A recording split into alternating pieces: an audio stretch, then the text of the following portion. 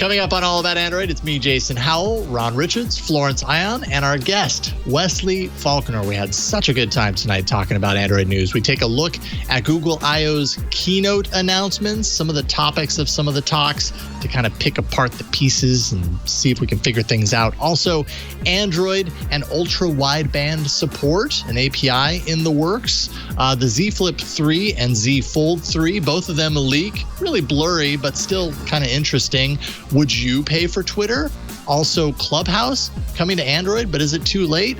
We also answer some of your emails and more next on All About Android. Podcasts you love. From people you trust. This is Twit. This episode of All About Android is brought to you by Gabi Insurance. Put your policy to the test like I did. Get a better insurance with Gabi. It's totally free to check and there's no obligation. Go to gabi.com/Android. And by Hover. Whether you're a developer, photographer, or small business, Hover has something for you to expand your projects and get the visibility you want. Go to hover.com/twit to get 10% off your first purchase of any domain extension for the entire first year. Hello and welcome to All About Android, episode 523, recorded on Tuesday, May 4th, 2021. I think the kids are saying, May the 4th be with you, but I have no Star Wars stuff to wear, so I'm a loser. Welcome to your only weekly source for the latest news, hardware, and apps for the Android faithful. I'm Jason Howell. And I'm Ron Richards, and do not get me started on May the 4th be with you. Too late.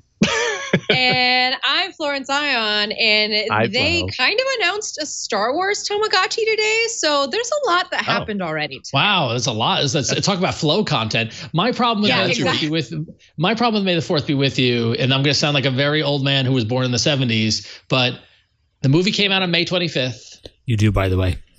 And May 4th is it's not even a pun. It's just a bad play on words. It's just a lackluster play on words. It's a bad attempt at a pun. No, you know what it is? It's like a dad joke holiday. That's basically what it is. But it's worse. It's worse than that. It's worse than that. You know what? I feel though we should not dunk on this day so hard because it happens to be the date of birth of our guest who's here with us today. Yep. Good way to round this out, Flo. And we are so stoked to the show. There we go. I think you got something wrong there. As he holds up the live long and prosper sign. Well done, Wesley. Yes. Exactly. Wesley Faulkner. It's so great to have you. Wesley is a repeat guest on This Week in Tech, but also developer advocate for Daily. And it's just great to finally get you on the show. I don't know why it's taken us this long. How you doing, Wesley? Well, it's great to be on the show. This is one of my favorite shows on the Twit network. So this is a dream come true and an amazing birthday present. So thank you so much. Happy birthday. I'm sorry that the Star Wars nerds co-opted your day. Yeah. Yeah. You had it first. Wesley was here first. It gives me really good geek cred to be born on this day. So I embrace it. I'm good for it. Do you own any Star Wars regalia or clothing or anything that you sometimes wear on your birthday? I know you're not today, but okay. No, I'm not a big. Actually, to tell you the truth, I'm not a big Star Wars geek, but I do love Star Trek. So one of those. Yes, I'm one of those. I'm both. Once again, so for those of you, I don't know if it's going to be in the Club Twit, kind of bonus stuff, but in the pre-show we had a great, kind of pop culture conversation where we talked about Nickelodeon versus Disney fans. I'm Star Wars is the closest thing to my religion. I mean, I grew up on the film. I was a fan all through the 80s and the dark times in the early 90s. When it wasn't cool, but I'm also a very healthy Star Trek fan. You can be both. You don't need to pick. That's my story for you. Is that you don't need to pick one or the other. You can do both. So, or you. I'm not trying to pick. And I'm not saying that one's better than the other. Like unequivocally. Well, it seems like you're suggesting that by saying. I threw the joke down. That was me. But it's also my projection because I did not grow up on Star Trek. I have seen barely a full episode of Star Trek. So the movies are flow.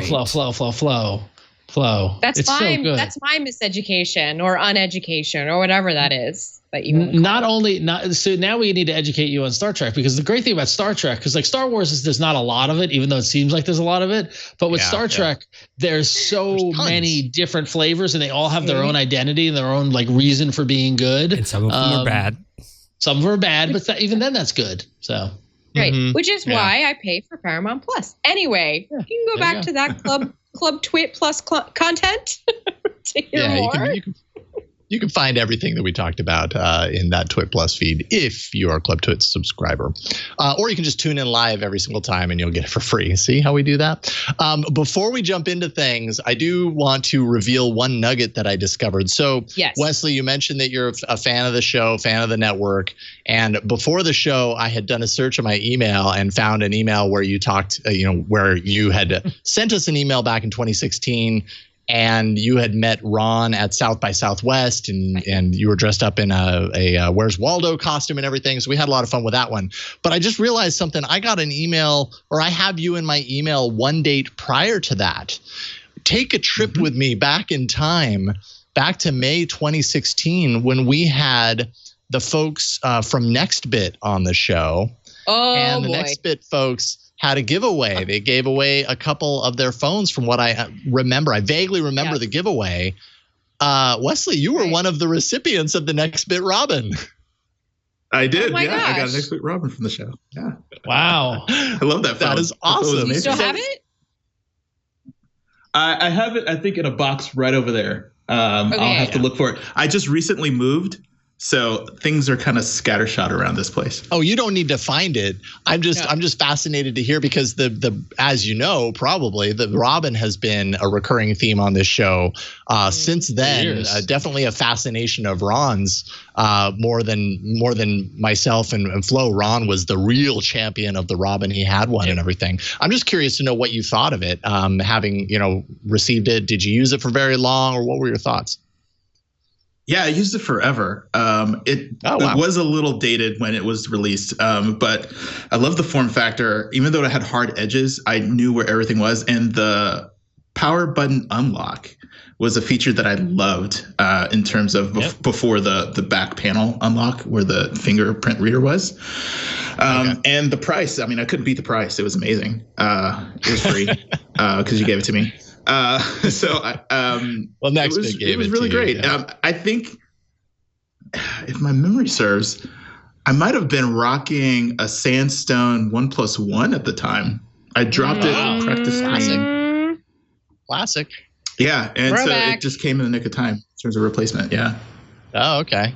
I mean, I would consider the 1+1 to be one of those devices that's in the Android Hall of Fame. Personally, I would put that in there. That would exist in the Hall of Fame. I think that's fair. No, actually, Jason, I think we should make that official right now. We should induct the 1+1 in the Android Hall of Fame. And so right next to the Nexus 5, I think Flo's nodding. Do we have consensus? We all agree?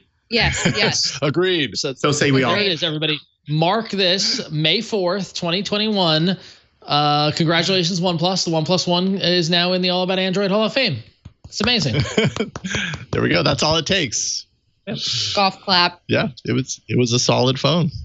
With a very terrible marketing campaign, but that was what made OnePlus stand out at the time. Exactly. They were doing what they could, and hey, it worked. Cool stuff. Well, Wesley, it's awesome to have you here. Happy birthday. Hopefully we can not ruin your birthday tonight and make it better. Yes. So we'll see what we can do there. We have a lot to talk about, man. When I was putting together this rundown, I was like, wow, we've got some really nice stuff to bite into. So why don't we jump into it? It's time, Burke, for the news. Well, it's a good thing, because I'm officially teasing a lot of news coming up on Android News. Okay, that works. It's serviceable. Yeah. I'll give you a pass on that one. Let's see here. Oh, so right off the top here, we've got Google I/O information. Last week, Google shared, I would say, a pretty epic quarter of earnings, but we're not going to talk about boring earnings stuff here. Sundar Pichai teased, quote, significant product updates and announcements for Google I/O 2021. So that's quite a tease ahead to what could have been seen as it's a Google I/O and they're doing it virtually. They're doing the best they can. It's just going to be some events and that's it. Pichai has now set the stage for this being an event where we're going to, I don't know, like, is he referring just to Android 12 as a product, or do you guys interpret that as like another I/O with hardware announcements to be had? Curious to know what you think.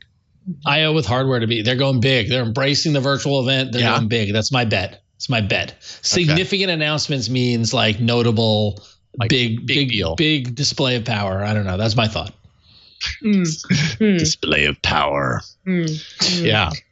I from reading the schedule, because the schedule was published, there's a couple things in terms of one, diversity, and I'll swing back to that later. There's a lot of meetups and stuff for different regions and different groups.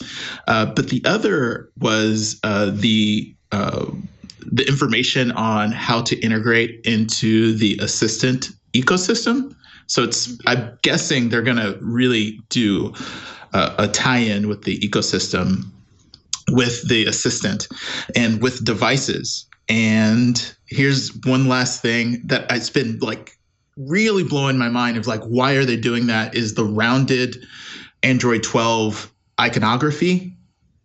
Right. My hope is an Android Wear or Wear OS or whatever they call it, Wear. They're probably going to use a lot of that that same iconography with the watch and the device. So I'm guessing it's going to be like a really strong coupling between Android and Android Wear in a way that makes more sense because of all the problems with the lack of apps on Wear, the clunkiness, and they're just very loosely tied, Android and Wear. And I'm hoping they're going to tie a thread to kind of unify both those platforms. And you are fueling the nightmares of Florence for a week. Well, I have been working on my Google I/O schedule, which, first of all, I'm going to go ahead and publicly complain and say, I wish that we had an app this year, because I know we're not going to be on like campus somewhere. I know we're not walking around, whatever, but it's a little hard for me to go through and individually add every session to my calendar. Yeah, fair enough. I found that to be tedious. But on the plus side, because I have to do one so meticulously every time, I'm actually really reading through what I'm adding to my calendar. And, you know, as Wesley said, I've noticed a lot of things having to do with just this UI paradigm. We know that Google is very big about that. I think Wesley is definitely onto something, but I would go even further to say that the circles, just the idea of this interoperability is going to be beyond just Android. It's just going to be, obviously more of that. This is a whole ecosystem play, but it's in such a subtle way that I'm anticipating it's going to be hard to write about. I'm just noticing a lot of little design changes. I also noticed that there's a lot of sessions having to do with the smart home, which again leads back to that idea about the assistant just being the full, that's it. That's what the big announcements are going to be, the significant announcements, I think. Assistant and how it ties into smart home hardware, into everything, not just the smart home, but into everything. And I think, again, going back to that idea that Wesley proposed about the wearables, I think we're also going to see a lot more from that health-centric play that Google's been trying to do. I mean, not just talking about the Fitbit, but also we had that Nest Hub that just got launched, the sleep tracking capabilities. Okay, let's finally bring Wear into the fold, and now you can see how that integrates with like these other devices that you've got in the house. I think it's going to be a big show, and I'm going to have a really tiring week. Yeah, it's going to be a tiring week. And like I said, for sure.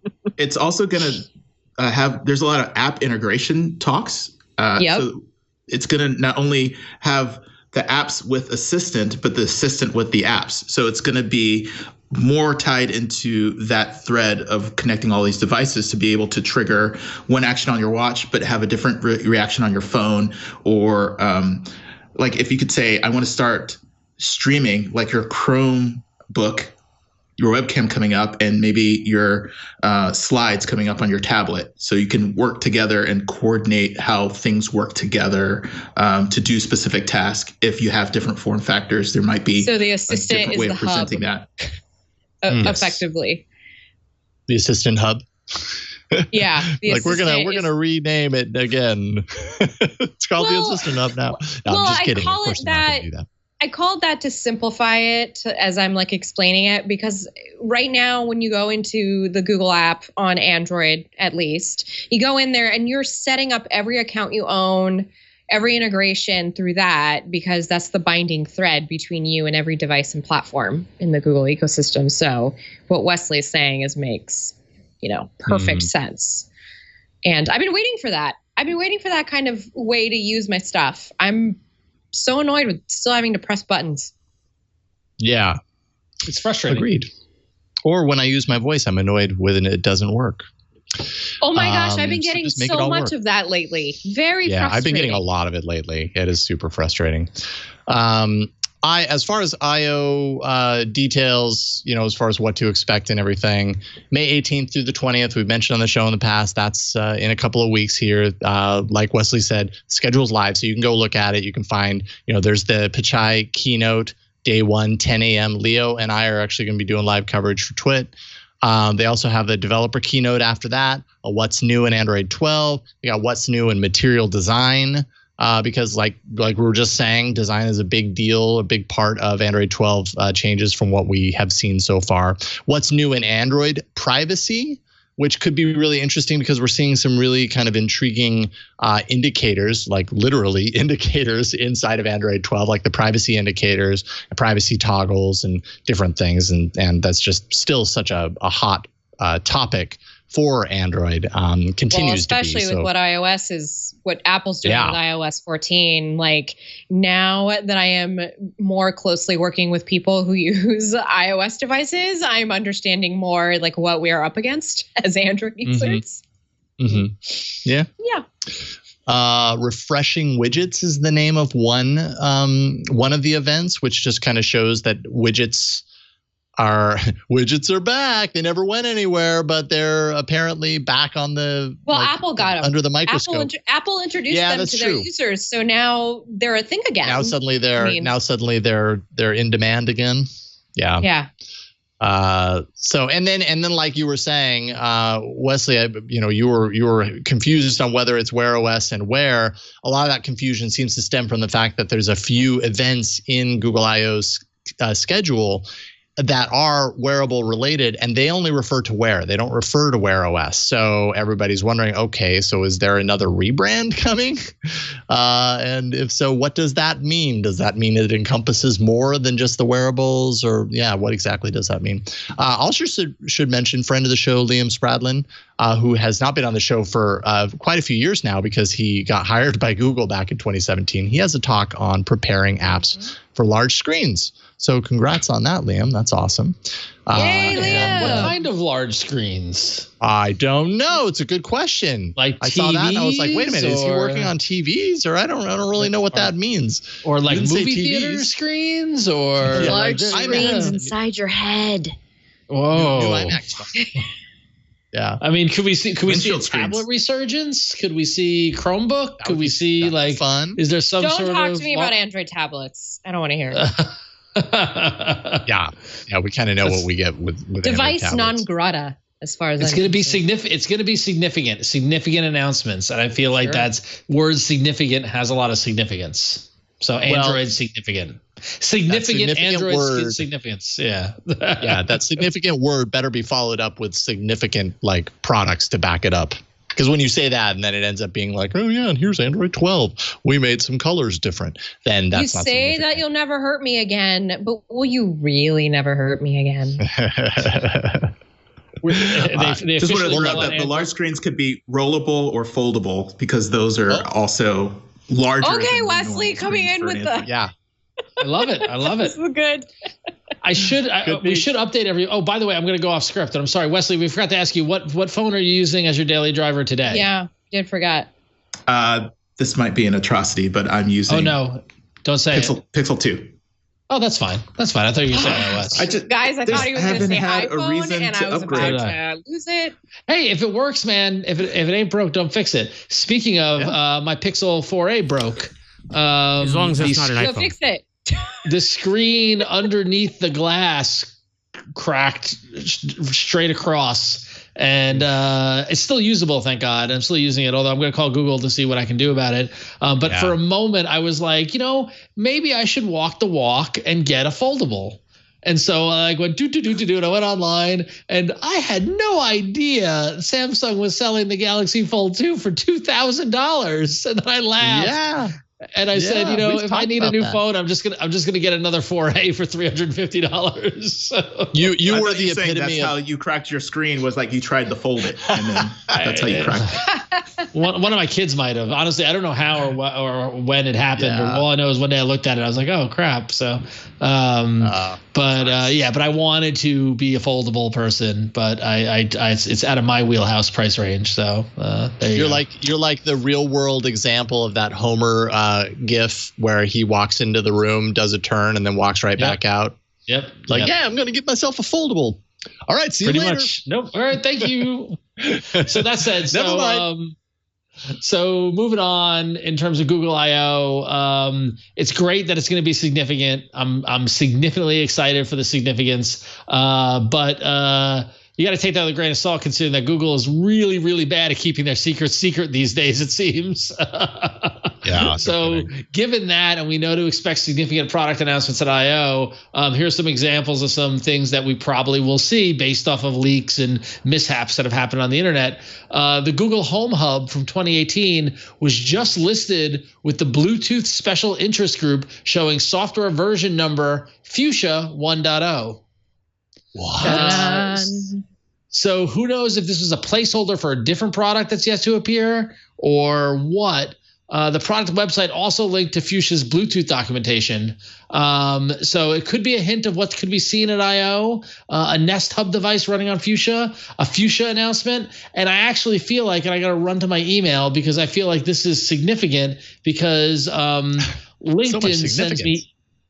sends me emails all the time, and I feel like I got I'm going into my mail today. Where is it? I can't find it. But I feel like I saw a LinkedIn email of jobs posting, and it was a New York City-based job, and it was like a product manager, Fuchsia.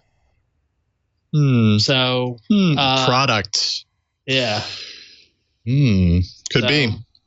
Yep, could be. Interesting. This would be right up your alley, Flo, because of that interview moment. I was just thinking about how, different the idea seemed when we were talking about this on stage years ago at my birthday. On my birthday when I was speaking to Hiroshi Lockheimer.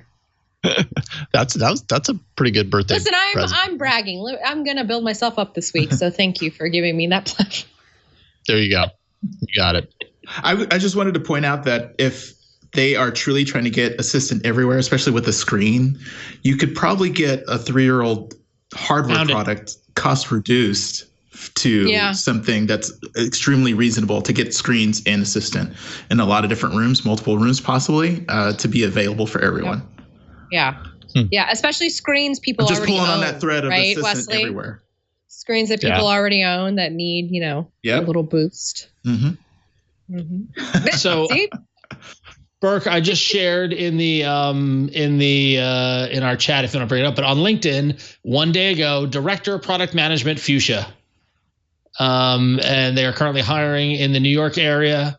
But they and there's all the qualifications of what you need about the job. Fuchsia.dev is a new open source operating system created at Google. Is actively developing and evolving rapidly, but the underlying principles and values of the system have remained relatively constant throughout the product.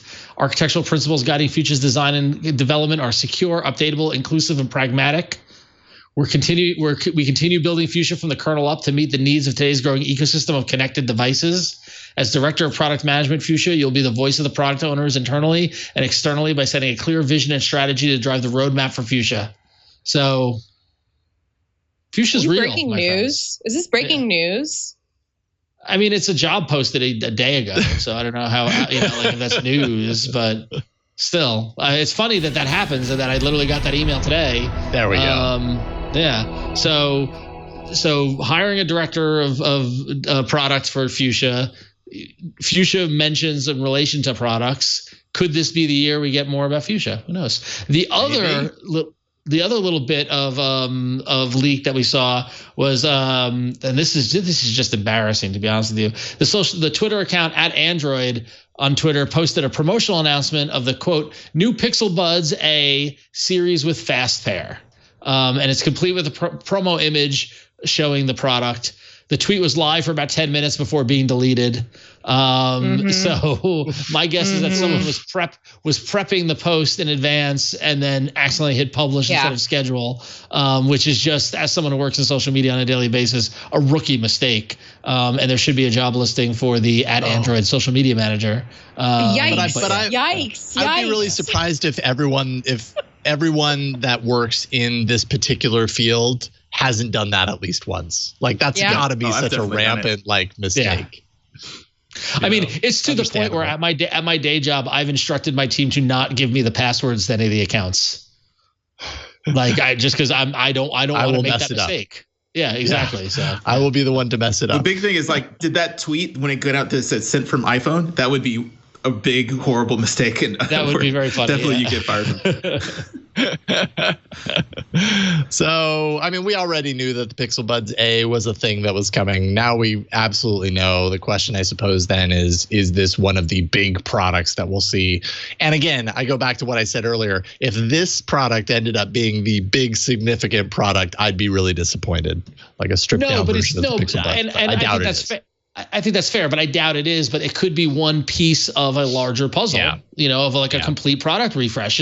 Remember the year at I/O where we got a new tablet, a new phone, it was Google Home. Yeah. It was across the board. It was all new updates. I mean, how many years ago was that? Yeah, that was awesome. I don't know, what was that? 5-6 years ago? I'm guessing. No, less. I think it was 2017 or 2018, maybe. I mean, it was since I was in New York, I think. So. Oh, okay. So 4 years. Yeah. Yeah. Yeah. Well, we will certainly find out. Won't have to wait very long to find out either, because Google I/O somehow is just a couple of weeks away. I know. Well, you got the last one. Yep, until Google I/O, you can take it upon you to teach your Google Assistant how to pronounce your name. So the Google Assistant can now be trained on how to pronounce names. I did write about this last week, so thanks for showing off my little article. So this new change will affect, so basically you go into the Google app, you go into settings, it's 5 taps, you go into the Google Assistant, and then in there you can finally type out how you would like Google to pronounce your name. Or what you can do is you can use a voice recording feature. So Google will record the way that you say your name, but it won't store it to the cloud. It will store it locally so that it knows next time how to pronounce your name when it says it out loud. You can soon do this for other family members, other people that you add to your family group. But when I wrote about this last week, I could only do myself so far. So I'm not sure if they've updated it. I can check it very quickly, though. I don't know if anybody tried to put in their name. I tried to program the Romanian variant of my name, and Google didn't get it without me explicitly spelling out how to pronounce it. So at least I was able to do it. I have a pretty easy Google name, so Google doesn't really have a hard time. But yeah, I don't know. Yeah. I feel like Ron Richards probably pretty easy. Does Google get your name right, Wesley? It does. And I would actually love this feature for Google Maps, because there's some street names that it mispronounces constantly when I use it, and it just annoys me and just grinds my gears about it just sounds really bad. And so I would love this feature for maps. Wesley's pretty easy. Most names are pretty easy in my household too. But street names, really bad, especially in Texas, where everything has 3 or 4 names, especially pronunciations that are a little bit off, like Seguin or Lavaca or Guadalupe, or those names really kind of mess up the Google Assistant. Yeah. So, Flo, is this, did you say that this is only coming to members of the family eventually? Like, you couldn't just do this for anyone in, like, my contact list? Like, oh, that person in my contact list has a particularly difficult name, and every time I try and use my voice to call them, it never works. Do you know if this will be useful or usable on other people as well, or just people in the family? So that was kind of unclear to me. What I'm doing right now is I'm in the Google Assistant app. I want to add somebody, but I don't want to add a rando. So let me see if I can. Oh, okay, I can do this.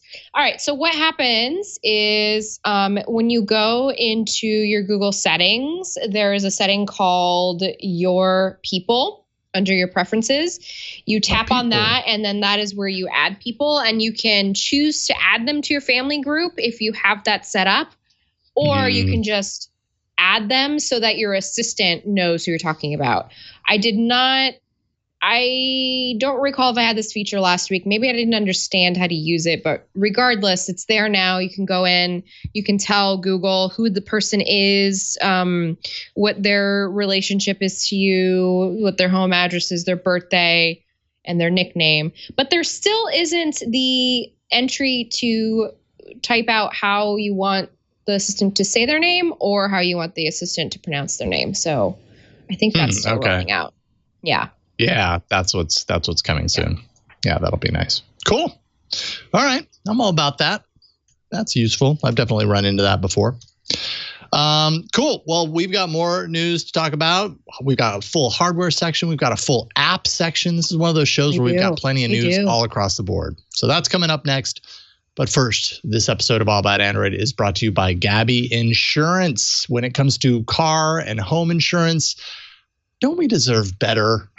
I know I do. I know you do too. I put my policy to the test. I actually turned to Gabi to check out, what kind of options I have. They literally stand for Get a Better Insurance, GABI. That's what it stands for. Getting better insurance with Gabi means a better price for the same insurance coverage. And you might not have known that even existed. You might be so used to using your own insurance and not thinking outside of that to think that, hey, maybe I can get the same coverage and not pay as much. They are the one true comparison platform with real rates. They give you an apples to apples comparison of your current coverage with 40 of the top insurance providers.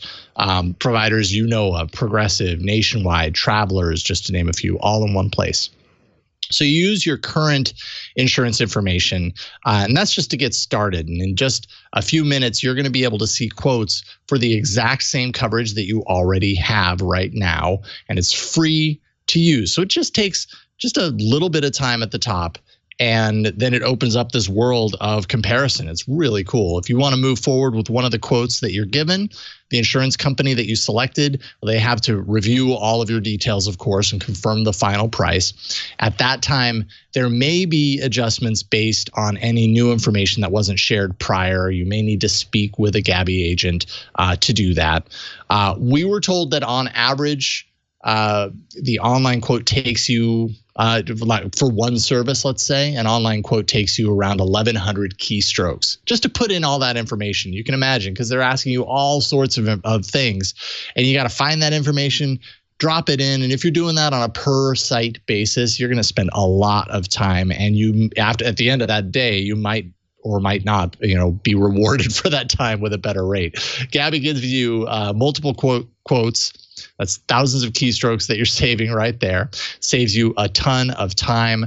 Like I said, I used Gabi to check out my rates and to compare against my rates. I knew going in that we have here pretty awesome coverage. We've got pretty great rates for our insurance, but I wanted to see what Gabi could do. I plugged in my information. It only took me maybe like 5 minutes tops to put in all the details that I needed to, and submitted it through.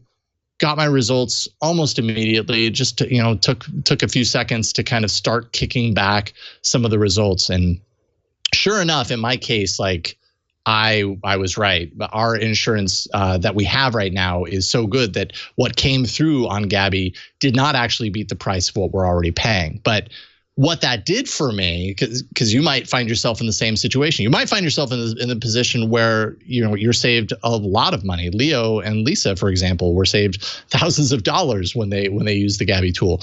But if you find yourself in my situation, it's also kind of cool because now I know I don't need to spend the time going to all these different sites and plugging in the information and checking it, just to see. That's a lot of time that I would waste doing that. I do it once at Gabby. I know I'm good. I don't have to check for a little while. I feel comfortable and confident in what I have. Gabby was super useful for that as well. So it's just worth doing whether you think it's going to beat it or not. And you might be surprised if it does come back beating what you're paying. You're going to be happy you did it. Gabby customers save $961 per year on average. It's a lot of dough. They'll never sell your information, so no annoying spam or robocalls as a result.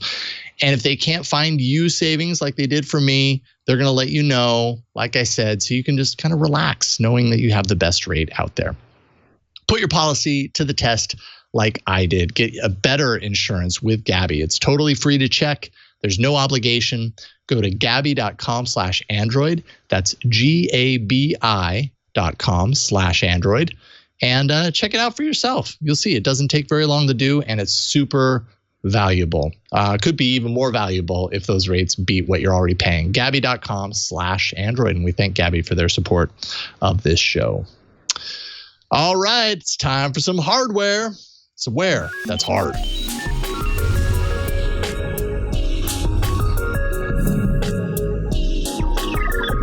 You gotta wear it hard, everybody. Your hardware. Gotta wear it hard. Kind of like the Pixel. I thought you didn't like puns. Yeah. No, I like good puns. I don't like bad puns. I don't even think May the 4th is a pun. It's a play on words. It's not a pun. What is a pun? Pun definition. A joke exploiting the different possible meanings of a word from the fact that there are words which sound alike but have different meanings. So I guess May the 4th is a pun. It's a bad pun. It's a pun that doesn't pass Ron's pun test. It's not a good pun. The movie came out on May 25th, not May 4th.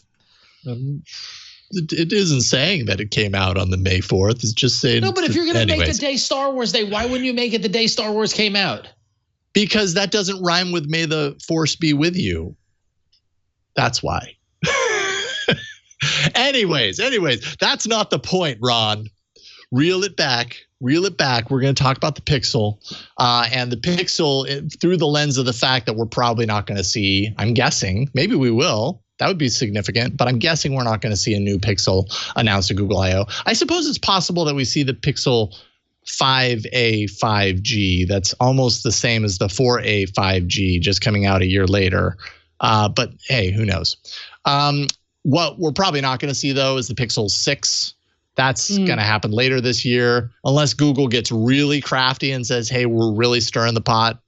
I suppose we won't know until a couple weeks from now. But Michal Rahman, friend of the show, XDA developers, of course, tweeted out that Google's testing ultra-wideband API support and posited through this that it could possibly be coming to the next Pixel.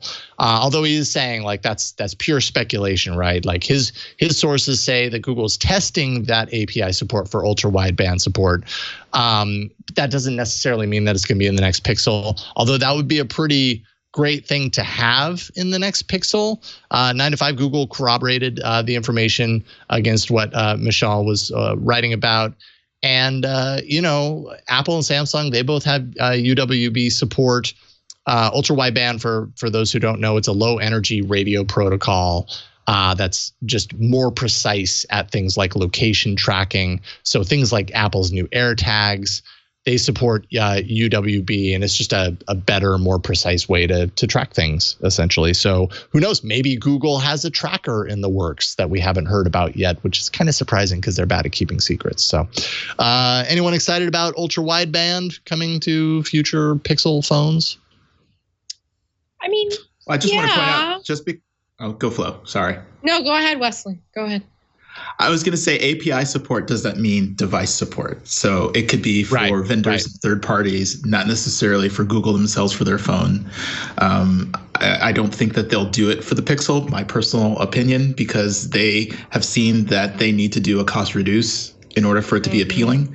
And so I think that is something that they would leave out in order to make sure that they were able to hit the price point that makes sense for them. Mm-hmm. Yeah, that's a really good point. Yeah, API, absolutely, you're right. It doesn't mean product. Google did this. I mean, well, yeah, the example that comes to mind would be foldables, right? Foldable API. They saw that a bunch of third parties were making foldable devices, and Google said, hey, we want to make sure that this is done in a clean way that adheres to the OS instead of everybody just, wild, wild west sort of approach. And so Google went in there. They built the foldable APIs to support that, and now they're all kind of on an even playing field. Could be the same with ultra-wideband. Doesn't necessarily mean that the Pixel would have support for it, but it'd be nice. With the security that's involved with like location and pinpointing where someone is or some item is in space, I would guess that for security concerns, they would rather the device talk to Google's API rather than to figuring it out how to do it. I think it'd just be a bad stain on them. For anything that happens wrong on that side, Google would be blamed for it. Yeah, very good point. Google's getting blamed for a lot of things these days. They want to sit this one out. I mean, some of it's pretty justified. So, Yeah, absolutely. Trying to mitigate where they can, I'm sure. Yeah. All right. So UWB may be coming to a phone near you with official Android support. That's probably more what that means than anything. You're right. Yeah. Flo, you got the next one. Yeah, I can tell you about what's not coming to any more Samsung Galaxy S8 and S8 Plus devices, and that's security updates. So Samsung is officially donezo with the Galaxy S8. Not all variants are going, finished though, I should say. The Galaxy S8 Active is still going to get, I think, the quarterly updates, and then there's the Galaxy S8 Lite, which I completely forgot existed. That's going to get biannual updates. That's what my brain translated. The Galaxy S8 was a really big deal when it came out in 2017, and that was the phone that followed the Galaxy Note 7 exploding battery fiasco. And it turns out that phone actually sold pretty dang well, about 20 million units. We're not sure how many people are still using the device. Of course, this is exactly what Samsung promised. They were going to support phones for up to 4 years with security updates. The Galaxy S8 was kind of already on the outs when they announced this last year. And so this is all falling in line with the timeline, showing us that Samsung is adhering to it. They're going to keep supporting phones for 4 years. Of course, it begs the question, are we ever going to stop just doling out phones like this and that and maybe slow down a little bit? Probably not. No. But something I think about.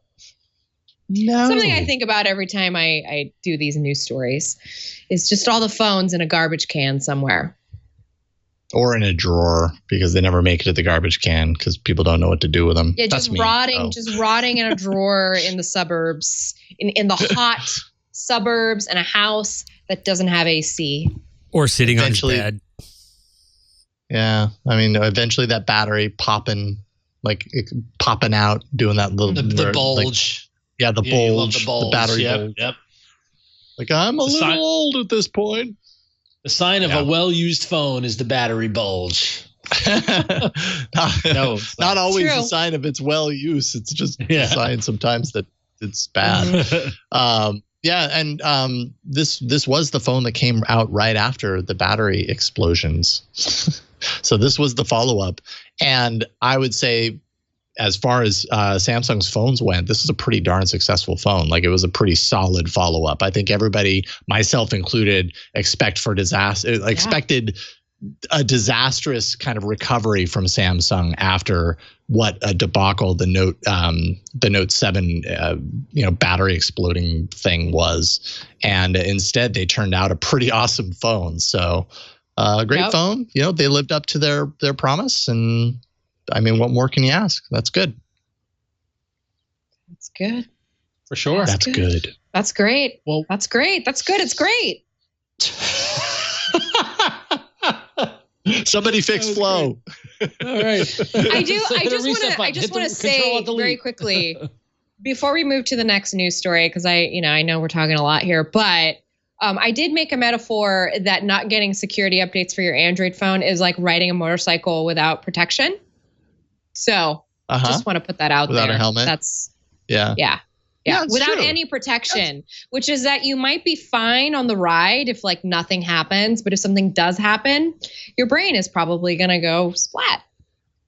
Yeah. I mean, there's a little bit of protection. There's the protection up to the point that it's at. It's just no new protection.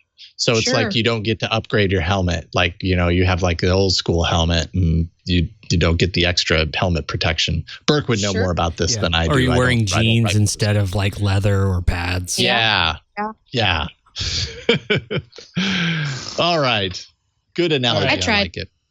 All right. Well, moving on. We got some blurry, fresh leaks of Samsung's next foldables. Boy. Maybe I'll save my money and buy one of these because who knows how much they're going to cost. But the Samsung Z Flip 3 and the Z Fold 3, the Z Flip 3 has a panda look to it, which is reminiscent of the Panda Pixel 2. The darker block up top actually seems to house a rear display and dual camera setup, which is interesting. And the Z Fold 3 touts the first foldable with under-display camera, as well as S Pen functionality and a triple camera array on the rear. And LetsGoDigital did some HD renders based on these low-res leaks, so we can get a better sense. Again, keep in mind that these are renders; they're not actually, you know, they it might change, but it's based off these blurry leaks. But the Panda look, the two-tone look, is interesting. I don't know. I'm tempted by the Flip. Like, I like the idea of the flip phone, but I don't know if it's worth the money. So yeah. I'm guessing that Samsung's, as I'm saying it, I'm like doubting myself, but I was going to say I'm guessing that Samsung's going to drop the price on these foldables a little bit. I would have to think not much, though. I would not by much. Not by much.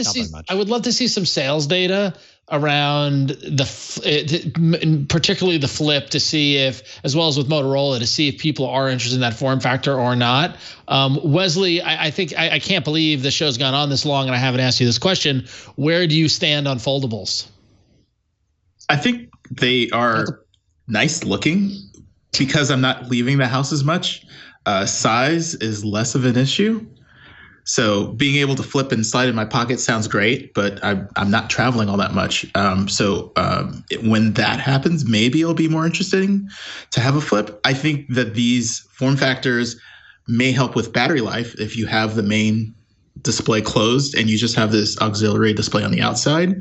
That might be an advantage on the go.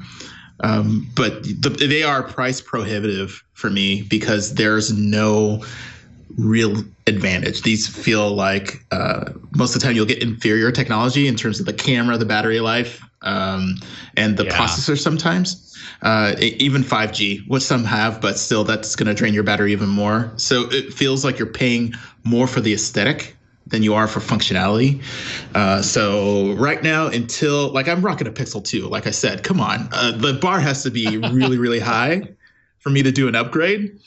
Yep. So if it's given me something I wouldn't get in a different form factor other than looking cool, then maybe. But right now, I hope to eventually graduate over to a Flip. But right now, it's not enticing me to do anything that I can't do already with my own phone. So I'm realizing something as you were talking about the phone that you're with right now, the phone that you are with phone, the Pixel 2. Love the phone you're with. That's what we need to learn. If you love it, put a case on it. Yeah. Love the phone you're with. That's right. No one but Jason got that, by the way. All of you people born in the 90s did not get that one.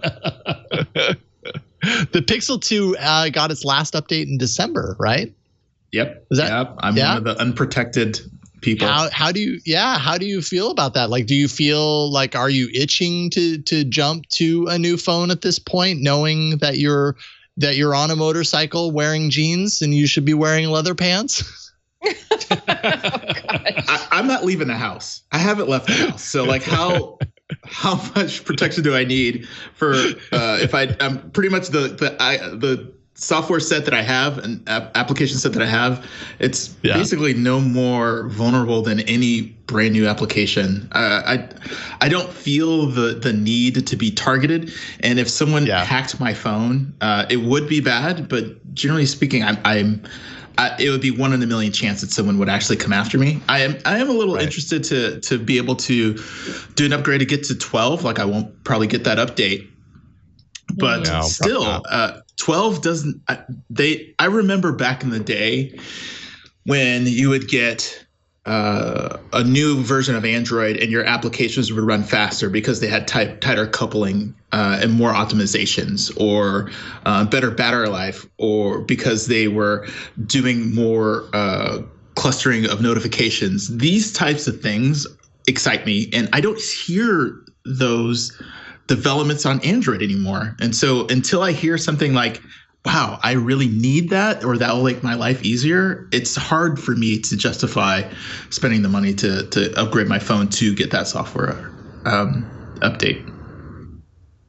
Are you noticing any slowdown or any degradation in the experience or the battery or anything like that? Like an external, like a different kind of well, I don't want to say issue, but a different kind of roadblock that would require you to upgrade to something new? In November, my battery stopped working. Like it was really bad. It'll get to 30% and turn off. It was outside of the basic warranty, but I used my credit card and it had like another year extended warranty. So I got my battery replaced for free. Nice. And when they replaced the battery, they scratched my screen. So I got a brand new screen for free. Oh my. So it's almost like a brand new phone. No kidding. I still have to wait like a quarter of a second when I launch apps, but that's it. And for like what, $1,500 phones cost today, $1,100, maybe $900. I can wait and spend that same amount 3 months from now, 6 months from now, and then get so much better phone for the exact same price that I would spend now. So the longer I wait, the more value I'll get. So no, I'm not in a hurry. That's great. That's a great look at it. I think that's an awesome counterpoint to what we probably talk about a lot on this show, which is the need to constantly upgrade or whatever. We kind of fall into that. I know I do, but partially because I'm exposed to so much new technology all the time that it's hard for me to even know what it would be like for me to stay with a phone for 3 years.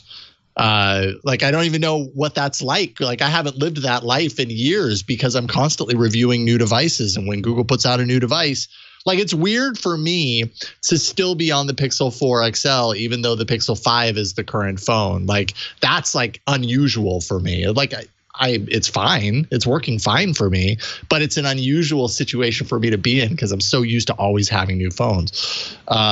So I respect that. I love that you have such a measured kind of view on what you actually need your phone for and what the actual risk, in air quotes, is for you running a phone with an OS that isn't being updated. You're probably right. You're probably, very unlikely to be targeted at the end of the day. So, I mean, the camera's still great. I do swap memory. So like if I launch another app and another app in the background, it might close it. I am running close to, maximum in terms of space because we no longer have unlimited storage with Google Photos. But then I loaded Amazon photo backup because I'm a Prime user. And so I use that as a replacement. I understand that I'm limping across and like I'm really like on lean of like I need to manage my apps closer, like unload stuff I'm not using for a while, clear out photos and videos that I take. But I still can film in 4K. The camera is still up there in terms of all of the camera in terms of quality. There's not a lot to complain about. Yeah. Right on. And that's a great reason to keep using it. Yeah, absolutely. Yeah. Agreed. Yeah. Unless there is another All About Android giveaway, then maybe I can. Well, can I interest you in a Pixel 4a with a slight imperfection? What about the Pixel 3 XL with a slight imperfection? What about a OnePlus Oh God, watch? is that watch? Oh jeez. Huh? No, please, Wesley. It is my take birthday, so give it all to me. Take it. I'll take Let's it. just shower Wesley with all of our used hardware. Oh, don't even get me Samsung started. watch. I've got a whole drawer full. Let me do this. Let me do this real quick. Here you What are go. you doing? That's what you get. Wow, that's huge. It's so big. Wow. So if you need protection, you can put that. Use those as elbow pads. Yeah. I Oh, didn't think about that, but that might be it might- something for my next motorcycle trip. Yeah. How's it look? Look okay? Okay. Saves your funny bone. It's a funny bone protector. All right. I think we are good here. Ron, you got the ad.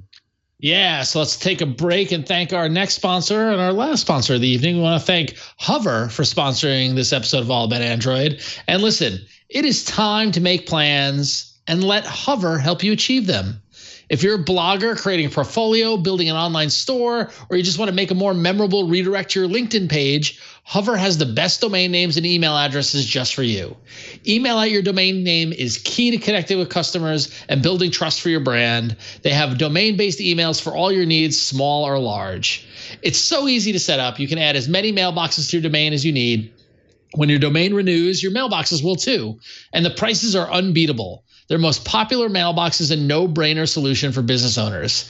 Get access from anywhere, use the email app you're already comfortable with, and if apps aren't your thing, their webmail can be accessed wherever you are. And let me tell you, Hover is the real deal. Not only do they've got great prices and great solutions like the mailbox tools, but also they're easy to use. The interface is great. It makes it a breeze to renew your domains, or transferring domains used to be a nightmare. I transferred one with Hover and it was easy as pie. And so Hover is just fantastic. They really deliver on what they promise here. And listen, Hover isn't here to upsell you on stuff you don't need. They just want to help. And in doing that, they have pro-level tools. Powerful domain and email management tools. They're intuitive and easy to use, whether you're a web pro or just getting started. They're private and secure. You know, with the WHOIS privacy protection included with your domain purchase, your private information will remain just that, private. It's a great way to reduce spam and protect yourself from unwanted solicitations. And let me tell you, for those of you who are registering domain names, if you've never done it before, you need that privacy protection, because if you don't have it, the address that you register is public and people scrape that and you get mailings. Trust me, I have years of junk mail, like snail mail in my mailbox from not using a privacy protect on domain registrations. And the fact that they include it with your domain purchase is head and shoulders above the other folks out there doing it. They want to protect you, and that's fantastic. Hover cares about you. And Hover Connect lets you pick the service you want to use to build and host your website. Connect helps you start using your domain name with just a couple of clicks. At Hover, you're a customer and not a source of data. Take back control of your data with reliable, tracker-free email. Hover is trusted by hundreds of thousands of customers who use their domain names and email to turn their ideas into reality. So whether you're a developer, photographer, or small business owner, Hover has something for you to expand your projects and get the visibility you want. Go to hover.com/twit to get 10% off your first purchase of any domain extension for the entire first year. That's hover.com/twit for 10% off your domain extension for a full year. And we thank Hover for their support of this show and for just being awesome. It's a great tool. Go use it. Thanks, Hover. Thank you, Hover. Appreciate y'all. All right. It is time for a healthy set of app news. And it's a rare app news where not all three stories are about Google or Google apps. So there you go. Yeah. In fact, first up is everyone's favorite social media platform, the one that changed it all, I would say, Twitter. They recently acquired a company called Scroll, which is a subscription service that removes ads for participating publishers. Twitter has been working on some sort of premium paid service that can be part of that. And I was super sad when I heard this news because I found out via an email from Nuzzle, which is being shuttered as a part of this.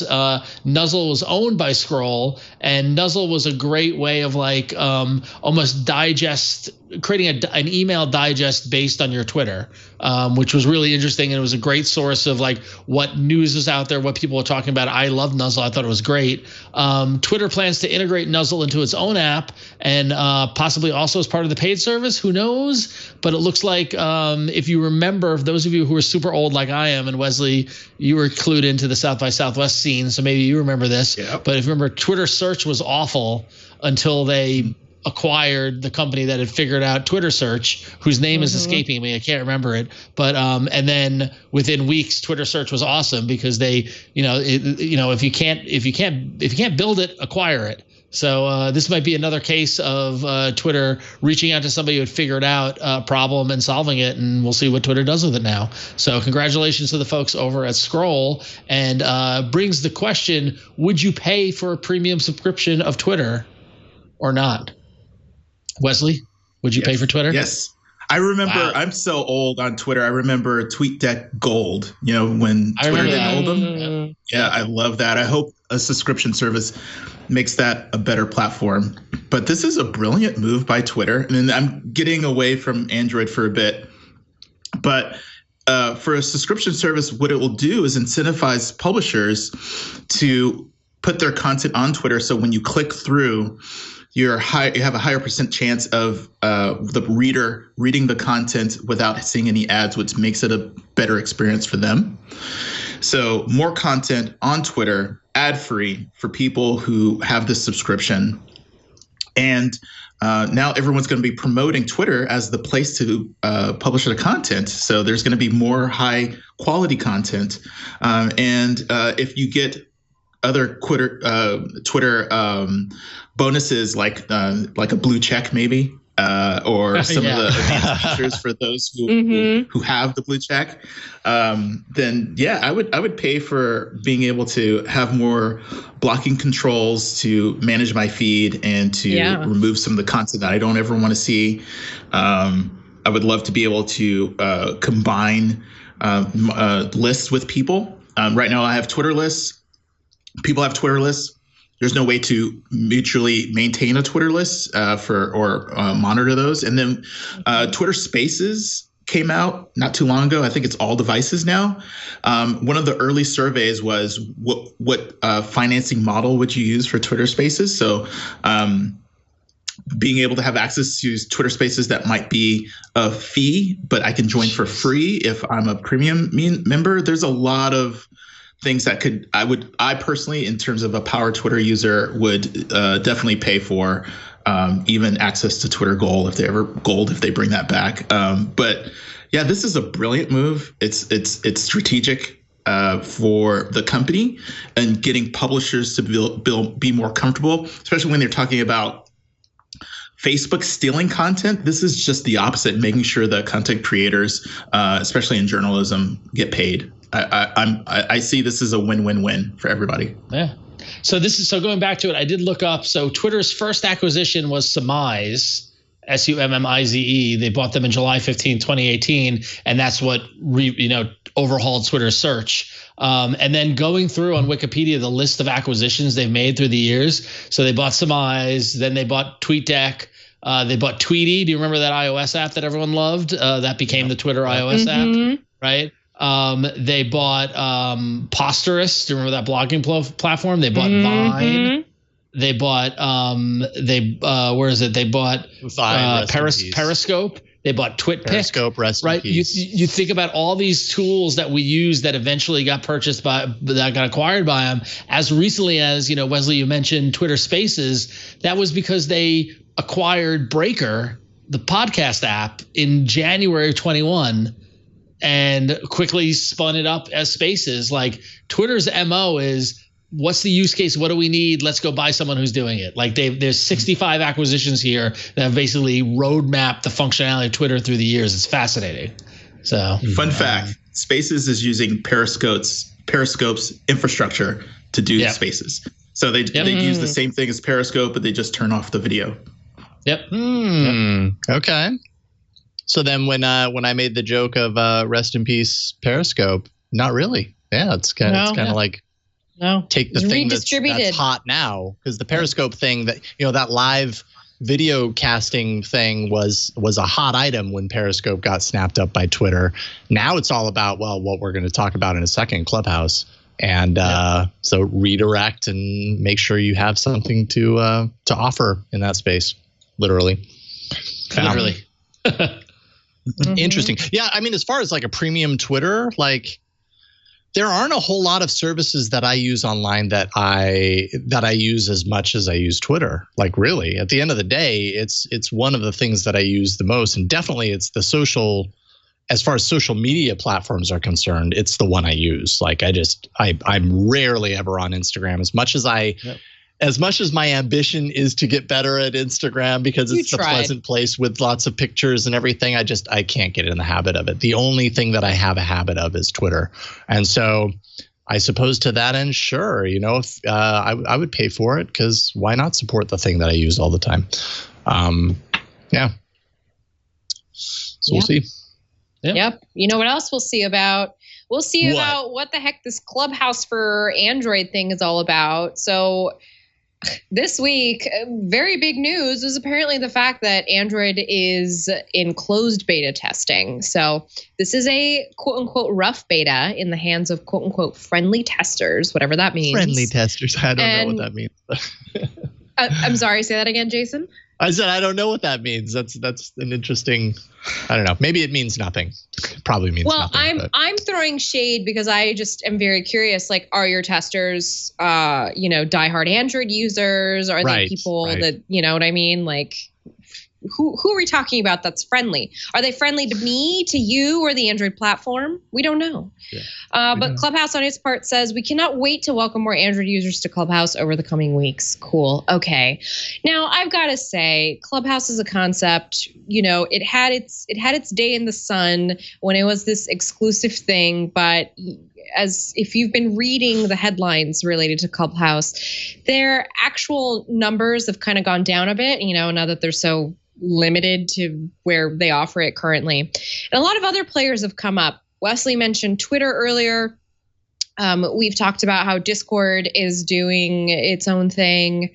We're also LinkedIn talking about one. an app called Stereo, which I use to listen to a podcaster that I, really like their content. And there's a lot of new stuff sprouting up. So I don't know if Clubhouse is going to have the continued cachet. It doesn't for me. And I still see it as sort of this like Silicon Valley elite playground that I'm not really interested in hanging out in. There's a reason I don't live in downtown San Francisco. Well, nobody lives in downtown Clubhouse. San Francisco. I mean, downtown San Francisco is not really where you want to live. But okay, there's a reason I don't live. You don't live in San Francisco at all. But the whole audio, the conversational audio space has just been fascinating to see this develop, especially like I don't know if this would have taken off as much if not for the pandemic, to be honest with you, people being stuck at home and that sort of thing. I know a lot of, I worked at Anchor, which started basically doing this conversational audio thing and then pivoted to podcast and then got acquired by Spotify. Right idea, wrong time, also possibly wrong implementation. But Clubhouse hit on something enough to trigger Twitter Spaces, which, they required for Breaker and all this other stuff that people are doing. I think it's fine and cool. I don't partake as much because I make as much audio as we do and I just don't have time. But people like it, and if it's working, that's great. Good for them. And it's good to have options. I've been critical of Clubhouse for just being iOS only and playing the invite game. Building exclusivity and interest not in the app or the functionality, but just whether or not you can get in or not. But it worked. Very 2012 move, I have to say, by the way. Yep. Yeah. And we're in 2021. Yep. Well, that might end up just hurting Clubhouse a lot more. In this situation, we've seen, Clubhouse launch exclusively with a lot. Well, hear me out. Exclusively with a lot of attention when it came out on iOS. A lot of attention, right? Everybody was suddenly, I got to get myself an invite for Clubhouse. Then suddenly we have every single social media platform launching very quickly their own version of Clubhouse. Clubhouse dragging its feet on reaching a much larger section, of users on Android. And so what do all the Android users do? We turn to the thing that we already have access to. Not only that, we turn to the thing that's on the service we already use. So if you're on Twitter, you end up turning to the Twitter Spaces because you're already on Twitter, and they're offering basically the same product. And so now we've got however amount of time using that particular product. And once Clubhouse comes out, I'm sure a lot of people are going to install it, open it, be like, oh, okay, that's neat, and then probably not use it again because they've already got their other thing. Or maybe this is a fad and it's just not as big as people think it is, but yet all these social media companies feel like they have to also everything. They all have to do the same thing and put out their own thing. And so I think it could hurt Clubhouse. I mean, their user numbers are already dropping. That's one example of it. I do apologize, Jason. I didn't mean to make it seem like I didn't want to hear your opinion. I just was showing a little dubiousness just because of the coverage around Clubhouse is very, it's more mainstream than the coverage that we have for these smaller apps. Like a lot of people never really knew about Anchor outside of our spaces. And so I get worried that just because Clubhouse has had all this like whatever drama, that's the reason people know about it versus like, I really like what's going on in this space and I want to see it grow. So I don't know if Clubhouse is going to do that for it though. Yeah, I don't know that it is either, but there's a lot of other alternatives. And so maybe it will continue to grow. Yeah. All right. I'm next. It's me next. You're next. Oh, so this was interesting. This is one of those stories that I put in. Because none of us, except for you, Wesley, you have at least a background in development. I'm not a developer. Flo and Ron, like we don't pretend to be developers on this show, but this is a theme that we see repeating time and time again. And I thought because you were on, I could kind of, ask your take on this. But Google has been not very great historically when it comes to notifying developers as far as why their apps are removed from the Play Store. We've talked about it in the past with, a few different apps. And the latest example is an app called DroidScript. It's a mobile IDE. It allows users to create Android apps on their phone. I've not used DroidScript, but apparently it's been around for over 7 years. 1.5 million downloads over that time, 105,000 active users, and a developer that's very passionate about what's going on right now and very vocal about it. So I guess take with a grain of salt, right? Like none of us can look into the code and understand exactly what's going on here. Google disabled the AdMob account, quoting invalid traffic. The developer had no idea what that was in reference to, appealed. Suddenly, the app was suspended, Google said, for ad fraud. He said also the response came very quickly and in an automated way. So it really kind of seemed like this was like an automated sort of thing that may have not had a human on the other side of it, which when you're suspending an account, probably be a good thing. A week later, as the developer was actively removing AdMob from the app, Google Play suspended their app with some minor details, very minor details. And that's kind of the crux of this, is that we've heard time and time again about developers who have their app removed from the Play Store. They're given this kind of like little boilerplate information as far as like why, or pointed to a general support page, and they're left scratching their heads going, okay, well, what is the thing here that's keeping me from like making a living off of this app the way I've done for 7 years? It has been temporarily reinstated. It's been given 7 days. The developer's been given 7 days to modify and then update the app to make it compliant with Google Play policy. But anyways, so Wesley, you had mentioned prior to the show that you don't really have a whole lot of interaction with the Play Store these days. But I'm curious to know your thoughts working closely with developers. I suppose if you have thoughts on the frustration that's going on here, or any anecdotal kind of information as far as relates to this problem.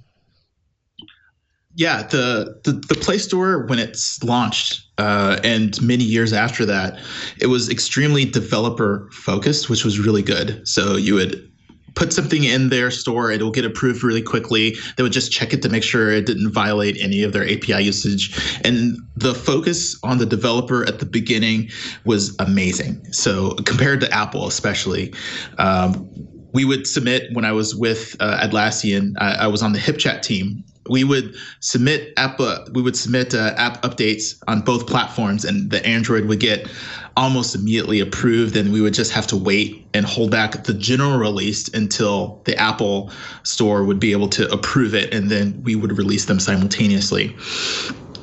What has happened is, with the scrutiny of malware and all these checks, the store seems like it swung towards the consumer side, like protection. So less developer focus in terms of the store's focus, but more on how we're going to make it easier for the consumers and engender trust. So a lot of the effort on the store side seemed to go that way. And then when the developers needed more support, it went into more tools like Kotlin and Android Studio, for instance, and making sure they made those tools to make developers happy. So the vagueness of the store has always been a problem, but you wouldn't get injected. It would be rare, because you would be able to change it, mitigate it, like you can figure out what you could have done. But now with the size of the store, they've rolled out a lot more automated testing, but they don't really publicize here's exactly what's wrong, because they don't want people to game the system. And I have to say that train of thought is fluey. Sorry for my language. And how dare you?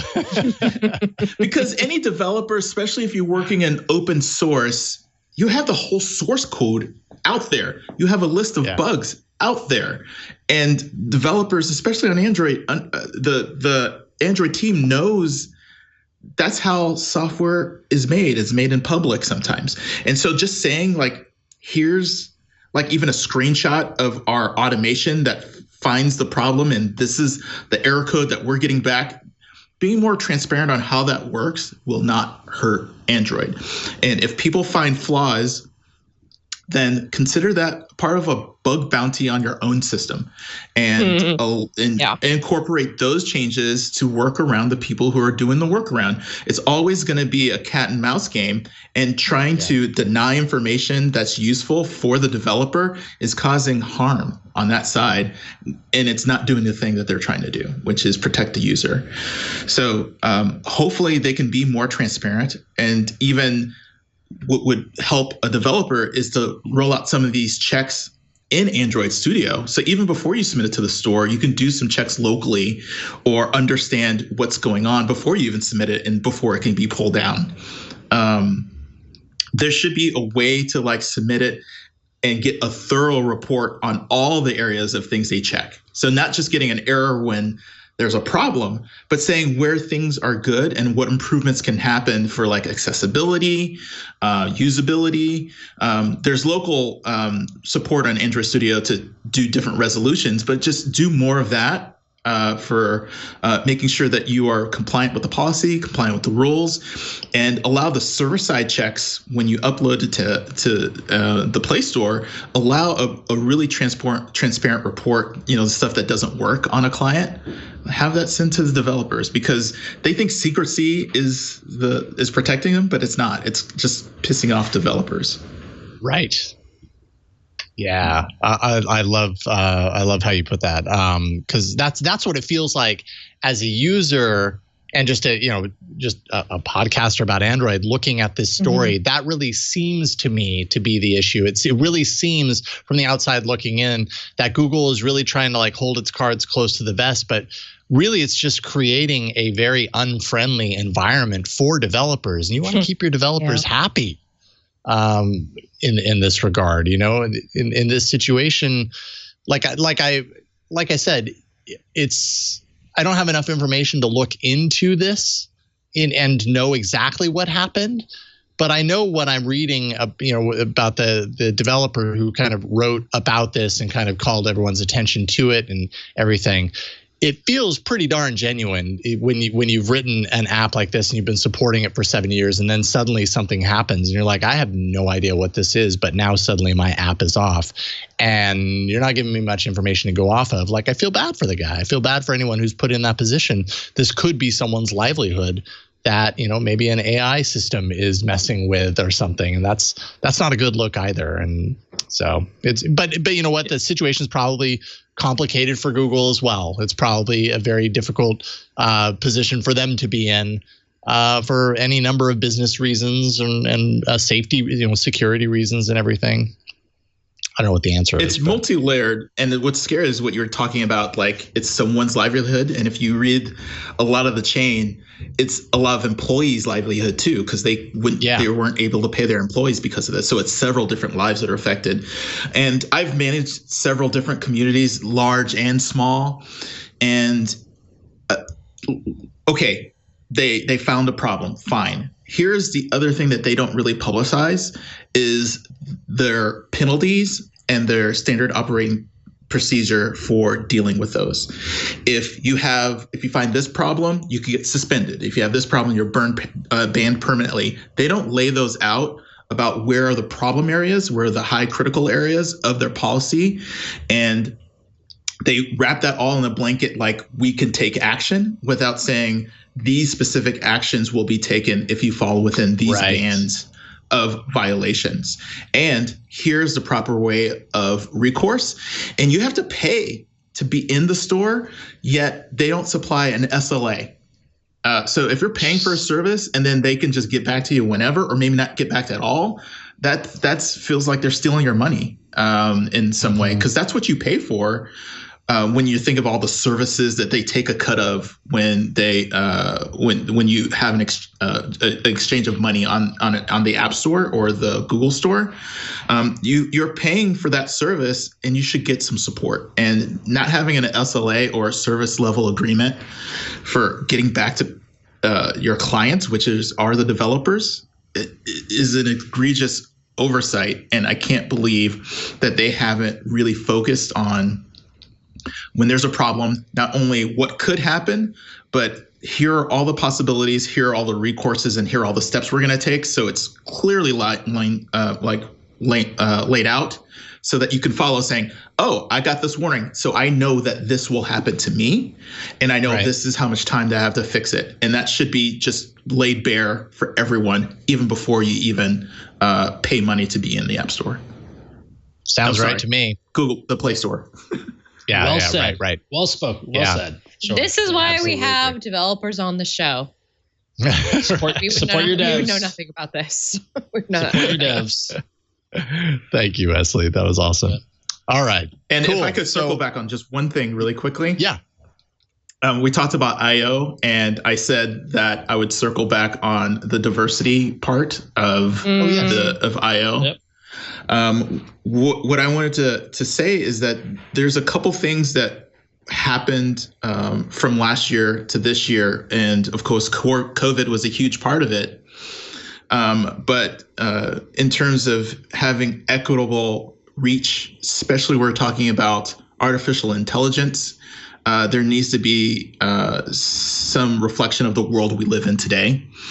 And the focus on the geographical diversity is where these types of problems are really going to snowball, because we talked about like this developer and their staff not being able to be paid, but opening it up to the world, especially the Android's footprint, this is going to be having a large ramification. This could be a whole village of people, or it could be someone sending remittance to their family members, or people abroad that are they're not only just their livelihood but their family too is looking to use Android as a platform support.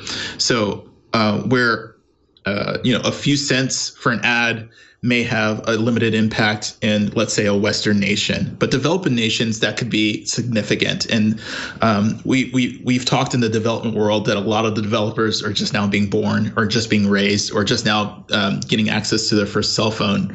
So there's a lot of talent coming up. And if they don't focus on this type of work, it's really going to squash and burn a lot of people in these developing nations that are trying to use this platform for good. And the other side of the coin, in terms of the environment, there's a lot of, especially, I'm not going to use the B word, but there's a lot of talk about allowing people to bring their whole self to work and talking about diversity. And they're with the push into AI. I mentioned like the assistant being everywhere. The ethics of that is going to be really huge, and the dismissal of their ethics researcher. Yes. As they make a push into AI, they really are going to have to address both of those things in their keynote. And so I really hope that they do right by not only their employees, but the world and the developers that they support. And so those are my hopes for I/O. And if they don't focus on people, it's going to really hurt them. Yeah, I'm happy you brought that up. That is a really good point. I'll actually be really curious to see how much time is focused on that in Sundar's keynote. That seems like the kind of thing that he could lead the keynote with, is kind of like a setting the stage sort of thing. And I agree. I hope that he does, because that's a big stain on Google that has happened this past year, and still don't quite know where Google is landing on this and where they stand on it, because that's still the AI ethics kind of researchers and the whole mess laid, in that path really kind of puts a lot of Google's efforts in AI in, I don't know, just a large question mark there as far as like, okay, what's going on? If we didn't already have, reason to kind of question what's going on with Google, that creates even more of a question mark. And that would be a good thing for Sundar to address. I'll be curious to see if he does. What were you going to say, Flo? I don't want to get super into it, but I do feel like there is just, I don't know that we're going to see much of that at Google I/O as much as we want. Maybe we could talk about this more offline first. I'm thinking about it out loud. All right, we'll do that. It's gonna be an interesting show this year, everybody. We'll find out. We'll see what they address, but significant. It's gonna be a significant show. Significant. Yes, interpret significant, however you will. All right. Up next, we've got a few more. We've got more of your emails. We answer your emails every single week. We've got even more of them. AAA at twit.tv. Ron, you got the first email. I do, and it comes from Daniel, who wrote to me. Thank you, Daniel. He says, Ron, how goes the picture frame TV? I was curious if you leave the TV on 24/7 with that art mode. People reported burn-in type issues and dramatic shortening of product life, which frankly would make sense in these situations, but I do find myself hoping that people do turn these TVs off and maybe only run the art mode when guests are over. Just curious how your use of the TV has been faring. And is there an update on who is the king of the streaming boxes in your household? I still feel the NVIDIA Shield TV Pro towers overall, and I've owned various set-top boxes, and I've used my brother's Apple TV, and to me, there's no competition with the NVIDIA Shield TV Pro. Well, Daniel, take a seat. I'm going to answer all your questions. So for those of you who listened a few months ago when I moved in this new house, got a new TV, I bought the Samsung The Frame TV. That is a smart TV that is running Tizen and actually has two operating system modes. One is the standard TV that you would use it for, but the other is what they called art mode, which had a very pared down operating system that allowed you to access Samsung's art gallery store, kind of like an app store, but for art, and would display art on the TV when you're not using it as a TV. Here's the thing. It has a motion detector. And if it doesn't detect motion in the room and you can set the time after 5 minutes, 10 minutes, 15 minutes, it turns itself off. So I do try to leave it on because the whole purpose of it is to have art in the house and that sort of thing. But what's great is that if the living room is empty, it will turn itself off. pretty smart. So it avoids burn-in. I also cycle the art out so that it's not the same thing when it is on, to minimize that burn-in as well. But yeah, it's pretty cool. I like it. It's nifty. I recommend it. As far as streaming boxes, I got to tell you, I'm rocking the new Google TV with Chromecast dongle. That has become the daily driver. And surprisingly, it is because the new Google TV has an Android app for Apple TV Plus. So I will not have to awkwardly hook my laptop up to my TV to watch the new season of Mythic Quest that I think comes out in a couple of days, as well as Ted Lasso in July. Because for some reason, Google and Apple are working together, and there's an Android TV, Google TV app for Apple TV Plus, and that's awesome. So that became the game changer for me. But I did find that the NVIDIA TV Shield Pro and the Google TV were pretty, one-to-one, really nice. Loved using both of them. Remotes were good, great services, but I kind of felt a little nice and special using the new Google TV interface. Once the NVIDIA Shield TV Pro gets that interface, I might switch back because it's a slightly more powerful piece of hardware. I could have Ethernet in and that sort of thing. But for right now, I'm using the Google TV. So sweet. Yeah. Dang. There you go. Wesley, and that is not – oh, sorry. I was going to ask Wesley, what set-top box are you using? Mm-hmm. I use a Roku. I've used Google TV that's been built in, but it's been on cheaper TVs, and the experience has been inconsistent to slow. And so I don't use that anymore. But Roku is pretty good, even on slower, cheaper TVs. They've really tuned the system, and everything that I need is on it. So the Google TV is something that maybe I'll switch to in the future, but I don't cast anymore. I think that's a big part of it. So Roku is my go-to device. Yeah, I definitely hardly ever cast anymore. Do you use YouTube TV? Because I know Roku and YouTube TV are having a bit of a spat right now. No, don't use Roku TV. I'm sorry, don't use YouTube TV. I know it's not on the Roku app, but also if you had it downloaded, it would still work. It's not in the store anymore, so you can't get it anymore. Okay. Oh, well, at least there's that. The questions continue with the Frame TV, apparently this week. Two different people wrote in about the Frame TV. They were both reminded, or I'm not really quite sure, but C. White wrote in to say, I was on the fence about buying this TV, the Samsung Frame 55-inch TV. Ron made the decision for me, and I love it. I was concerned that the picture would not be as good as my 77-inch LG OLED. The Creative TV was installed for me by TaskRabbit. They did a fast and perfect job. The picture is perfect. The size is also just right for our bedroom. I would suggest to people that are in the market for any TV to go OLED or QLED. Don't bother trying to save on a less expensive TV. So a little bit of advice there. If you're going for a TV, just get the OLED. It is going to cost you more, but I agree. It's worth it. It goes back to when we were talking about in the pre-show. If you want to get something, get the right tool for the right job, get the right person to do the right job, get a highest quality TV you can get, and get someone professional to mount it to your wall. That's my advice. So if you can afford it. So I'm glad to hear you're happy with it, C. White. There we go. All right, Flo, you have the honors. I'm so excited. All right. So our official email of the week actually comes from someone who DM'd me. So 2 weeks ago, I had done a story about just sort of like asking into the ether, who is still using these rugged phones? And I posted the question on Twitter, and someone actually DM'd me. I don't actually know if they watched the show, but I really like their answer because we've been talking so much about who is using these phones, these rugged phones. And this person is using them. So here we go.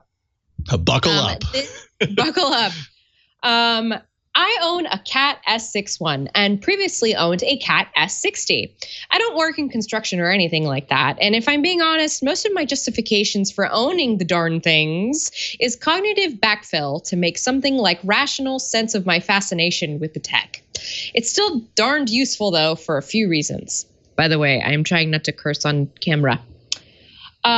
One is obviously the ruggedness. I have problems sorting out which hand grabs Which thing, when performing such hazardous and complex tasks as bringing a cup of coffee outside while watching a video on my phone to collect an item from my Scion? And I could theoretically wind up balancing my phone on top of that cup of tea. Maybe condensation and heat get it nice and slippery and it falls, clattering down the concrete steps leading up to my patio. It's possible. And should such a thing happen, well, having a phone that doesn't care about such things would be very good. And it's good in the bath, too. And there's a FLIR camera, an air sensor, which do more or less what you'd expect, but are especially useful to me. I've got Raynaud's syndrome. Being able to check my own blood flow in the winter months when I can't actually feel my fingers and toes with the wave of a camera is invaluable for keeping my digits intact. And attached by way of letting me know when I need to take the circulation boosting medication I'm underprescribed to manage it. As for the air sensor, super sensitive. And even though it's only tuned for VOCs, that's plenty better than a blinking light on my thermostat for letting me know when the air filter needs changing. I could personally recommend such a phone to anyone whose work or life falls on the more active side. Root postal workers say, I can likewise recommend a phone of this brick-like caliber to anyone who suffers from pocket and tea-related executive dysfunction. That's all of us. I just want to thank the person who wrote that in. You know who you are, and I'll probably let you know through a DM that you were on the show. So thank you. You are officially our fanfare email of the week. Somebody who uses a rugged phone. Yeah, and uses a rugged phone, but not necessarily because they are a construction worker or a postal worker or whatever. Just uses it because specialized features. And, you know, if you're a person who uses an Android phone specifically for its very specialized feature, you should write us in. You should write us in because then maybe you could become one of our emails of the week. What I like is that not only is it a rugged phone user, but like the cat. Like when we talked about the rugged phone, it seems like the cat is the one. Like if I was going to get a rugged phone, I would get one of those. And so like I was glad it was this. Yeah. So my the market share that I like quickly looked up when I was writing the news story for this, Cat is pretty much the one that like has the market cornered on these things. But there are smaller manufacturers, which Matteo Johnny has actually brought on the show, like Doogie, I think is one of them. Ucatel. So there's actually not a lot of players. Those are all Matteo phones. Wow. I really, for those who don't know, we haven't announced it yet. We're waiting and that sort of thing, but we are going to be spinning off all about rugged phones, our new podcast where we just talk purely about rugged phones. Yeah. We're really looking forward to it. Clubhouse exclusive talk, by the way. That's ARP. That's AARP. AARP. Yes, yeah, right. Exactly. We've got a partnership with AARP because seniors need rugged phones, and we're all I'm getting closer to senior age as well. So there it is. Sony needs, or Samsung needs to take some notes too, because like that guy really uses this rugged phone. Look at those rugged hands. Yeah, he does. He does. Yeah. Yeah. Samsung does have a rugged phone right now that's offered at Verizon, but it's pretty. But their model for the pictures. To Bert's point, the Samsung rugged phone website is way too stylish. It is not nearly rugged enough. The guy that was on the Samsung rugged phone was a little too, let's say, soft hands. Like he wasn't too rugged. Yeah. A little too well lit too. Little too, works more inside than outside, let's just say. Trust me, I know because I've got soft hands. So like all of us here have soft hands. So I don't. Well, they're soft. Except they for are soft. I once dated a girl who I was her first information technology guy that she dated, and apparently her nickname for me with her friends was Ladyfingers. Because my hands were so soft. She was used to dating construction workers and things like that. And she was shocked that my hands were as soft. And it was not a positive nickname. And that relationship did not last very long. So there you go. Time to change all your handles on all your social profiles. Yeah, exactly. Ladies, by the way, they don't do anything rugged. So. All right. Well, I'm going to round this out. We've talked. We ran long. We've talked a lot. We did. We had a birthday to celebrate. We had a lot to talk about. We had a birthday to celebrate. Absolutely. And such a pleasure having you on, Wesley. Wesley Faulkner, of course, daily.co or at Wesley83 on Twitter. Wesley, please come back. This was a lot of fun. I would love to come back. This was a blast. Might be a year from now, like exactly, for my next birthday. But yeah, only on your birthday. Your birthday is now occupied for every year going forward. This is the thing you do. Don't make any plans on your birthday, okay? Is that too much to ask? Except that it won't be all about Android on his birthday for another 9 years. So it's. I was talking about ARP. I'll be on ARP. ARP, yeah, no, we'll definitely next year, because ARP records on Wednesdays. So next year we'll have you on ARP. So it'll be great. Yeah, yeah, I'll be older. It works out. Yeah, indeed. Wesley, what do you want to promote? This is your opportunity to talk about whatever you got going on. I want people to know about. Of course, you mentioned my Twitter profile. So if you're a developer and you're interested in daily.co, please reach out to me there. Their Twitter handle is trydaily, so you can check them out also as well. What Daily does is we are a video platform built off WebRTC. So we can do, we provide an API for you to embed video in your website, into your applications, and we can scale from 1-to-1 calls all the way up to 1,000 people on a call simultaneously. Just recently, we revamped our pre-built UI, which is a drop-in, fully featured chat client. So instead of having to build all of the buttons and switches and knobs and regulate the where people are going to be and toggle like speaker view and all that stuff, we build out all that for you and just give you the code and you just plop it onto your site. We also launched live stream. So if you're on the live stream here, you can see what live stream is like on like YouTube or any other clients. And by default, this is default. When you have a live stream account, we allow you to have 20 different endpoints, which means you can send it to Facebook, you can send it to LinkedIn Live, you can send it to YouTube Live, you can send it to 20 different services simultaneously, and you can reach millions of people. That launched just, I think, today. Yeah, today is when live streaming became available. So not only can you use this technology in any browser because it's built off WebRTC, you can reach small people in terms of like if you just want to do it inside your company, or you can send it to the world and reach millions of users. And we have free accounts that give you, I think, 3,000 minutes every month.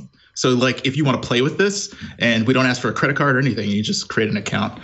The other thing I wanted to promote, segueing onto my own personal venture, is I'm a developer advocate, which is a field of developer relations. And me and several of my friends, we have our own podcast called Community Pulse. It's at communitypulse.io, where we talk about developer relations, and we talk about community, and we talk about everything in between when to start a community, what people are doing around the world in different regions related to developer relations, and how to reach developers. The people that I do the podcast with are some of the best in the business, and they allow me to co-host with them, which is really amazing. And so we have fun, and we do a podcast monthly. So if you're interested in developers, developer relations, or community, go to communitypulse.io. Love it. You're a busy guy. Yes. Indeed. Wesley, that's great. Communitypulse.io. Thank you so much again. And I'll definitely be in touch, and we'll bring you back on. Thank you. Flo, what about you? What you got? Well, if you want to find my personal website, it's at florenceions.com. So you can always go there. I haven't updated it in a little bit, though. It still says I'm freelancing, which I'm not. I'm actually on staff at gizmodo.com. That's where you can go see my author page, see everything that I put up. I tend to post daily over there. And also you can go, I think I just re-upped my hover domain today. So you can go to flowrights.tech, and it should take you to my Gizmodo author page. I think that works. So there you go. Nice. There you go. Flowrights.tech. Thank you, Flo. Good to have you back. Thanks, Ron, guys. what about you? Yes. So head over you can go to Twitter and Instagram. Follow me at RonXO. Check out scorebit.io on the web to go check out the connected pinball platform that me and my friends have built, putting devices into pinball machines to connect them to the internet. And we got an awesome Android app. We're working on an update to the Android app, and it's going to blow people's minds. So I'm super excited about it. I'll tell you guys all about it when it goes live. I have the staging build on my phone right now. But if you want some more audio enjoyment, in addition to all the wonderful things that have been shared, Wesley's podcast, Everything Flow does, head over to ifanboy.com, where me and my buddies over there are talking about movies. We talked a lot about the Oscars, as well as I shared my story about going to see Indiana Jones and the Last Crusade in a movie theater last month, and a little conversation about fan service and what that means, as well as we talked about what we've been watching. So if you're into movies and TVs, go check it out over at iFanboy and stay there and listen to the guys talk about comic books, because that's always a fun time. So there you go. Thank you, Ron. Also, you. Big thanks to Burke behind the scenes, pushing buttons, doing that crossfade that you just saw if you're watching the video version. He does all sorts of magic. See, that's Burke right there doing this. Magic. Sorry if you're on the audio feed, you can't hear it, but it's amazing. Also, big thanks to Victor behind the scenes for editing. He might throw in a few cuts of his own. You never know. And publishing the show for you to actually get it as a podcast. Out, actually. Yeah, he might cut you out, Burke. He's kind of cutthroat like that. Cut it out. Oh boy, no. As for me, I'm just here on Twitter doing shows. I am actually sitting in tomorrow. I think Stacey Higginbotham is out for This Week in Google, so I'll be filling in for her. So it'll be me, Leo, Jeff, and Ant on This Week in Google tomorrow. So I'm looking forward to that. Real quick, Club Twit, if you didn't already know, our ad-free subscription tier, no ads on our shows, exclusive Twit Plus podcast feed with lots of extra content, and a members-only Discord channel, $7 a month. All you need to know is twit.tv/clubtwit. Go there and you can check it out. We're having a lot of fun with it, so check it out. Don't forget to keep wearing a mask. I know that the rules are easing up in certain ways, but be tuned into what those rules are. Please, we're at least here in the U.S., it feels like we're super close. I realize it's not like that everywhere else, but let's continue to be responsible. Wesley. Yes. Nice. Just like Wesley. So wear your mask. And that's it for this week. We publish the show every Tuesday evening, twit.tv/AAA. You can subscribe to the show in all different formats, audio, video, jump out to podcatchers, jump out to YouTube and subscribe there. However you like, it's there, twit.tv/AAA. And that's about it. We'll see you next time on All About Android. Bye, everybody. Happy birthday. Happy birthday to the three of you, really. Happy birthday, Wesley. Happy birthday, Wesley. Happy almost birthday to Ron and Flo. Happy birthday. Ooh, it's Taurus season. Hey, what's going on, everybody? I am Ant Pruitt, and I want to tell you about my show, Hands on Photography, here on Twit TV. Each and every week, Thursday that is, I like to sit down and share with you the best tips and tricks that are going to help make you a better photographer. And it's not always about Photoshop. It's not always about just having the biggest and baddest and bestest camera. It can be the simplest of things, like leave your eye open when you're looking through the viewfinder.